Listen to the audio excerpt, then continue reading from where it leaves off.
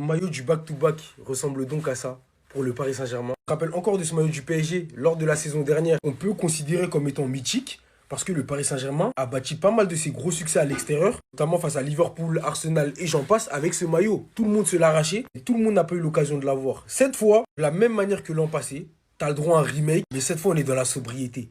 Le maillot, on avait déjà vu le design, etc. Certains étaient mitigés, mais porté, c'est un banger. Genre, il est exceptionnel. Genre, vraiment. Là, celui qui rate, c'est son dos. Là, vous êtes au courant. Il est en boutique. Je vous conseille d'y aller dès maintenant, avant qu'il n'y en ait plus pour vous. Parce que cette année, il se peut que le Paris Saint-Germain marque le back-to-back avec celui-là. Et il est encore plus beau que celui de l'année dernière, c'est mon avis. C'est mes goûts. Donnez le vôtre, bien que le bleu, il soit exceptionnel avec les petites bandes, les petites ailes sur les manches. Et celui-là, il est passe-partout. Tu peux t'habiller avec, genre. Alors que le bleu, voilà quoi. Il était bien, mais celui-là, est-ce que c'est le maillot du back-to-back? Je vois le banger que c'est, je suis en droit de me poser la question. Sérieusement, au-delà même de ça, parce que c'est pas un maillot qui reflètera la qualité du jeu du Paris Saint-Germain sur le terrain, j'ai hâte de voir comment va s'articuler le mercato d'hiver, parce qu'on sait que le PSG compte pas mal de blessés dans ses rangs. T'as du Désiré Doué, du Dembélé, donc on a eu deux blessures depuis le début de la saison. T'as Bradley Barcola qui s'est également blessé, t'as du Achraf Hakimi bien évidemment. On peut penser que le Paris Saint-Germain paye sa grosse saison. Donc, on verra comment le Paris Saint-Germain va opérer. On verra le recrutement qu'ils vont faire. Parce que ce mercato sera, quoi qu'il arrive, déterminant dans la suite de la saison du Paris Saint-Germain. Restez sobre, abonnez-vous les gars, sur top. Maillot PSG, je pense que je devrais être tout vrai. Maillot PSG sur Twitter. Ah, officiel, le PSG dévoile son nouveau maillot fort.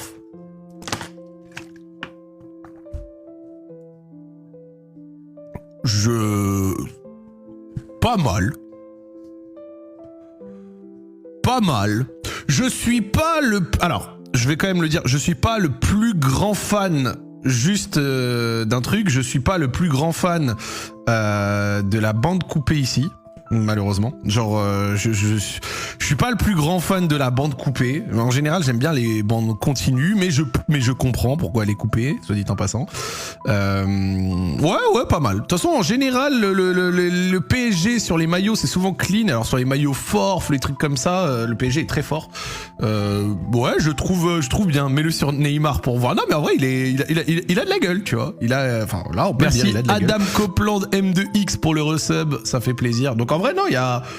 Ouais, c'est pas mal. En tant que Marseillais, j'avoue qu'il est beau. C'est pas leur affreux maillot électricité. Le flocage sang est incre. Ah, il y a un flocage... Attends, je check. Hop...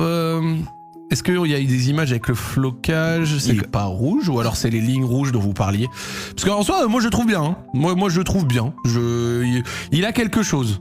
Il a quelque chose avec le short et tout, la tenue. Ah, c'est le flocage Ligue 1. Ok, merci. Merci. J'avais oublié ce bail de flocage Ligue 1, flocage Ligue des Champions. En même temps, mon club ne l'a plus joué depuis 6 ans. C'est... Non, faut dire les choses. C'est méchant. Non, c'est méchant. Le flocage comme ça, c'est méchant. Je sais pas, les Parisiens vous me dites, mais il renvoie une vibe maillot d'époque colonie capitale un peu. On dirait un maillot de 2008-10. Tu vois ce que je veux dire? Ça m'étonnerait pas que dans les années 2008, bon ça se trouve c'était l'inspiration, hein, mais que dans les années 2008-10 à peu près il y avait cette vibe là. Bon c'était une époque où le PSG était nul à chier, mais globalement... le design me renvoie à ces années-là. Ouais, Guillaume O'Haraud. Genre, tu me dis, c'est Guillaume O'Haraud qui porte ce maillot, je suis pas choqué. Tu vois, on n'est pas là en mode, oh, what the fuck et tout. Non, il y a quelque chose. Les gars, dites-moi honnêtement, qu'est-ce qu'on pense du nouveau maillot force du PSG pour cette saison? Personnellement, je le trouve vraiment très très stylé. Alors, il y a quelques mois, j'avais critiqué le maillot qui avait fuité, mais ça donnait pas vraiment ça sur les images de synthèse, enfin les images créées.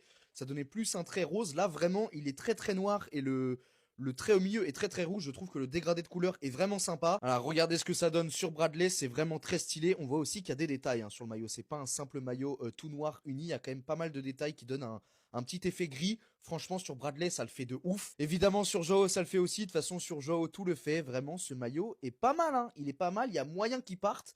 Pour les fêtes. Et alors j'ai pas encore vu d'informations officielles concernant cela, dites-moi si vous en avez vu vous de votre côté, mais le flocage Ligue des Champions devrait ressembler à ça, en rouge, c'est vraiment très très stylé, ça me rappelle un petit peu le le maillot d'il y a quelques années, quand il y avait encore Ibrahimovic avec ce maillot tout noir et le flocage rose. C'était vraiment trop stylé. Ça me fait penser aussi à Angel Di Maria, je sais pas pourquoi. Mais franchement, le rendu final est plutôt très kiffant, contrairement à ce que j'avais dit il y a quelques mois, parce que le maillot rendait vraiment pas bien, comme je vous l'ai dit en début de vidéo. Mais franchement, dites-moi ce que vous en pensez en commentaire. J'adore le flow, j'ai hâte de voir ce que ça donne en match et à la télé. Mais il y a moyen que ça le commande à Noël, je vous le dis. Et oui, nous sommes à 24 heures de ce choc-là qui oppose bien sûr le Paris Saint-Germain, mon équipe, la meilleure équipe du monde, la meilleure équipe de la planète, et des environs, tout simplement, qui va affronter Tottenham. Tottenham qu'on avait déjà battu en coupe, je ne sais plus quoi, en finale de je ne sais plus quelle coupe, enfin bref. Là, on va se rencontrer tout simplement du côté de Paris, au Parc des Princes. Tottenham, on vous attend. On vous attend. Et bah, dites-moi tout simplement quels seront vos pronos, vos pronostics. Si vous êtes chaud, dites-moi le score exact. Et si vous êtes encore plus chaud, dites-moi quels seront les buteurs, si buteurs il y a. Moi, je vois un petit 2-1, voire 3-1 pour Paris. Enfin, en tout cas, c'est ce que je souhaite. Et c'est ce que j'espère. Hein. On est 5e. Pourquoi pas. Le premier et le deuxième se rencontrent, qui sont Arsenal et Liverpool. Non, Arsenal et le Bayern, pardon. Ils se rencontrent, donc un petit nul, nous on remonte. On peut remonter deuxième, tranquillement dans le plus grand des calmes. Donc, balancez vos pronostics. Quel sera le grand gagnant, s'il y a un gagnant, dans ce match-là. Et faites le bon choix. Les anti-parisiens, je vous vois déjà là. Attention. Désiré Doué de retour dès la semaine prochaine à l'entraînement, c'est une information qui vient de tomber. Et honnêtement, ça serait une excellente nouvelle pour le Paris Saint-Germain. Et Doué, ça lui permettrait donc de se réathlétiser et de prendre le bon temps de récupération. Parce que moi, je le voyais revenir début janvier, donc il n'allait pas avoir énormément de temps de jeu avant l'arrivée des huitièmes de finale, etc. Ça arrive très vite. Là, honnêtement, s'il reviendrait avant Noël sur les terrains, ça pourrait être très encourageant. Ça lui permettrait tout simplement d'accumuler du temps de jeu, de revenir progressivement et donc d'arriver en forme avec une belle montée en puissance pour les tours à élimination directe en Ligue des Champions. Mais en tout cas, on lui souhaite le meilleur rétablissement. Il faut quand même prendre le temps et pas le précipiter. Wesh. Ouais. Non, les gars, j'ai capté. Si on veut savoir si un maillot, il tue sa mère ou pas, c'est pas Désiré qui doit le porter. C'est Bradley, frère. Non, le boug, il est soin. Le boug, il est frais. Tema, Laura. Oh. Fabienne, c'est quoi cette photo d'antagoniste? Qu'est-ce que tu nous prépares avec ça? Mais c'est une dinguerie ce maillot, comment il le porte. Vous savez, ça me rappelle quoi? Ça me rappelle la reprise face à Arsenal au Parc des Princes en demi-finale. Avec ce fameux « Elle est bonne, elle est bonne ». Ce maillot-là, ça a des airs de ça. Hein. Ça a des airs, je dis ça, je dis rien. Mais regardez, même sur Marquinhos, ça passe trop bien. Guettez la photo. C'est une dinguerie. Je serais le premier à l'avouer. Au début, le maillot avec les leaks et tout, il m'emballait pas tant que ça. Mais après avoir vu le flocage, faut peut-être préparer la carte bleue, je vous mens. Non. Non. En plus, avec des flocages comme ça, il y a du choix de ouf. Dembélé, Barcola, Marquinhos, comme vous voulez. C'est une dinguerie, frère. En tout cas, dites-moi ce que vous en pensez en commentaire et n'hésitez pas à vous abonner. Luis Enrique, la LDC, c'est notre compétition. On est les champions en titre et on veut continuer sur le chemin.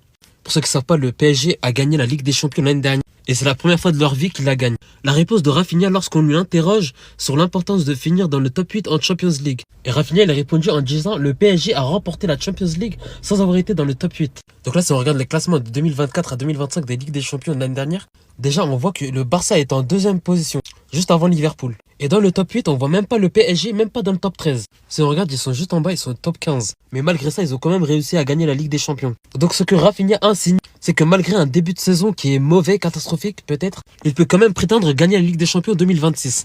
Je trouve qu'on n'a pas trop pris au sérieux l'avis des Parisiens sur la conséquence qu'aura l'arrivée de Mbappé au Real Madrid MDR. Donc si on regarde l'année dernière, le Barça était deuxième au classement, alors que le Real Madrid, ils étaient pas très forts en 11e position. Et cette saison, avec les bonnes performances de Kylian Mbappé, ils ont quand même pu remonter en 7e position. Et le Barça, quant à elle, qui était en 2e position l'année dernière, est redescendu à 11e.